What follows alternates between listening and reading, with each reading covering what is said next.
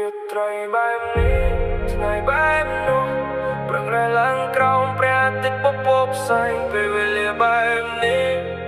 ខ្ញុំគ្រាន់តែចង់ដងហើមបន្តិច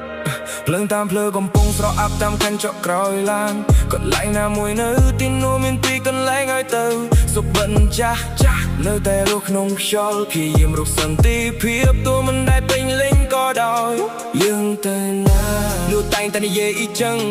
យើងទៅណាយើងតែមានកន្លែងមួយដែលយើងស្គាល់វិទ្យុពេលយប់ច្រៀងទន់ភ្លន់និងស្ងប់ស្ងាត់កញ្ចក់ឡានបាយប៉ុន្តែខ្យល់ត្រជាក់នៅតែបកបេះដូងខ្លះបែកបាក់ប៉ុន្តែវានៅតែដើរយឺត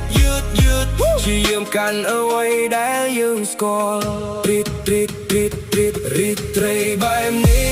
ថ្ងៃបែបនោះ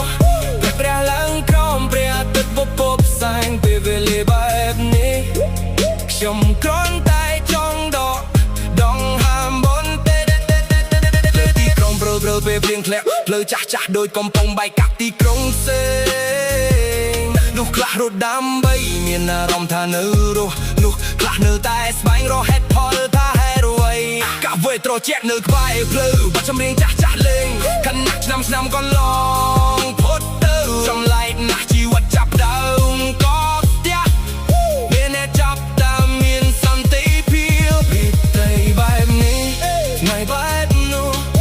ព្រះឡើងក្រោមព្រះអាទិត្យពពកផ្សែងពេលវេលាបែបនេះខ្ញុំគ្រាន់តែចង់ដងហើមបន្តិច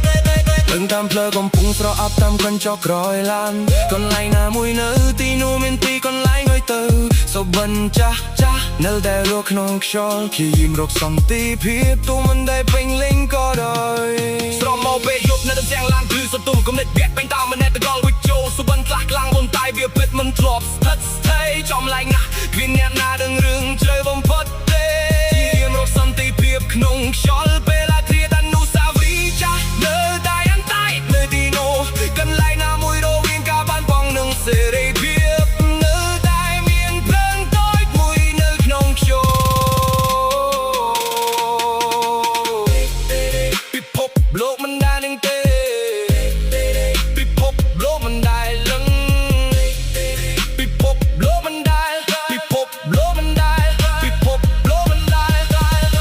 រកឲ្យវាមិន